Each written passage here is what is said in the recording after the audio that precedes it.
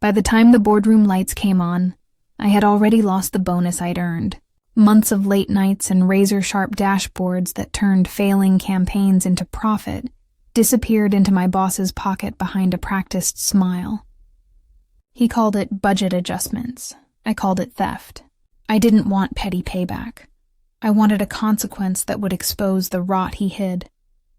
So I read the contract nobody bothers to read, a license clause buried in the analytics agreement.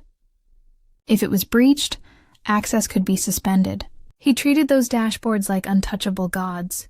He was wrong. One Monday morning, the screens would go black, and with them, his power. I wasn't born into power suits and polished conference tables. I fought for every seat I earned. As a data analyst, I lived in numbers, trends, and predictive models, the quiet architect behind every successful campaign my company bragged about. My dashboards were the lifeline: sales forecasts, ad performance, client insights. If those screens went dark, the executives would be blind. And yet, despite my contribution, I was invisible to the people cashing in on my work. At bonus season, I walked into the meeting with realistic expectations. I wasn't asking for a parade, just recognition. Instead, my boss delivered the speech I'll never forget. With a smirk, he thanked me for working like a machine, then said the company had to make hard budget decisions. No bonus. Not a cent.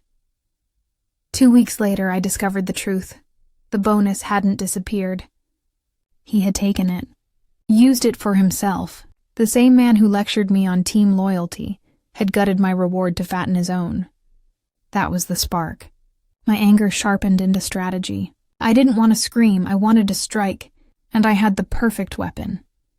One he didn't even know existed, because I was the one who built it. The office was a pressure cooker of glass walls and whispered politics.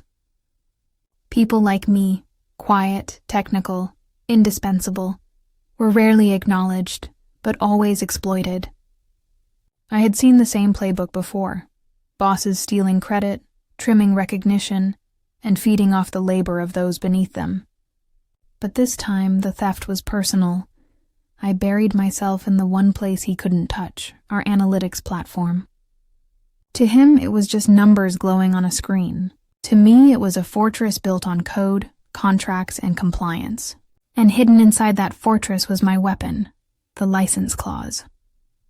It stated clearly that any breach, missed payment, unauthorized expansion, or misuse gave the administrator authority to suspend access.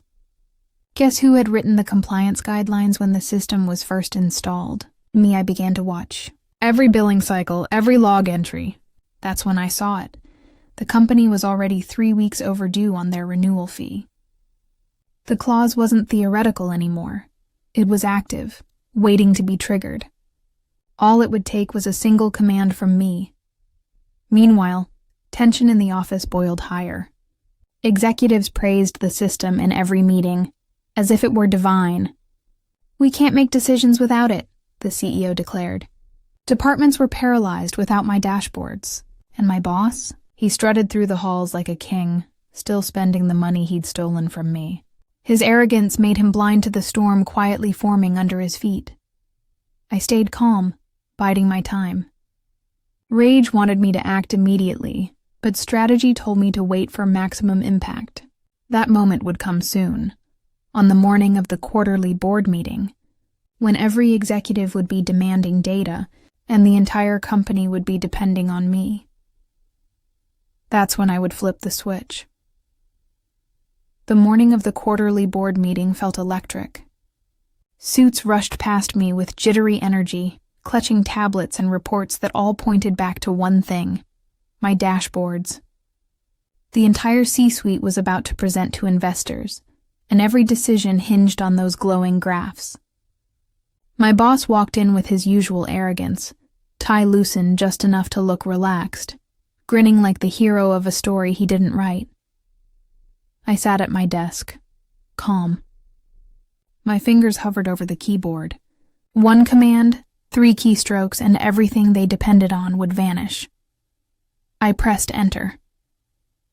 Instantly, The dashboards froze. In the boardroom, screens turned black before flashing a single line of text. License suspended. Contact system administrator. Panic erupted. The CFO barked at IT to fix it. The CEO slammed the table, demanding numbers. Investors leaned back, unimpressed. Phones rang across departments, but every call ended the same way. Nothing worked. My boss went pale. He stumbled through excuses. Technical glitch. Server hiccup. Give us 5 minutes. But the silence of those screens grew heavier with each passing second. His reputation, built on my work, was crumbling in real time. Then the questions turned sharp. Why weren't payments renewed? Who approved this negligence? The spotlight shifted. The man who stole my bonus was suddenly cornered, his smirk gone, his authority collapsing in front of the very people he had been desperate to impress. I didn't need to raise my voice. The system had spoken louder than I ever could. By the end of that disastrous board meeting, the verdict was clear. The company had lost face with investors, delayed critical decisions, and exposed just how fragile their operations were without the analytics system I had safeguarded. My boss, once untouchable, was suddenly radioactive. The board demanded answers in writing. Finance traced the late renewal back to his desk. His excuse of oversight collapsed the moment I presented the clause he had ignored. The irony was perfect. He stole my bonus to feed his ego, but it was his negligence that broke the company's backbone.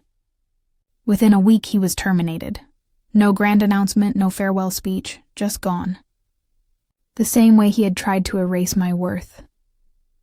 As for me, I didn't stay to watch the rubble. I updated my resume with a single line. Designed and administered enterprise analytics systems, including compliance enforcement. Within days, I had offers. From firms that valued the invisible work behind the numbers. Walking away, I realized this wasn't just about a stolen bonus. It was about the quiet power of knowing your worth, and the danger of underestimating the people who keep the machine running. My boss thought I was replaceable. Instead, he learned a harder truth. The data he worshipped was mine to give, and mine to take away. So the next time someone in power decides to steal from the people holding the system together, they might want to read the fine print first, because sometimes justice isn't loud. Sometimes it's just one quiet keystroke.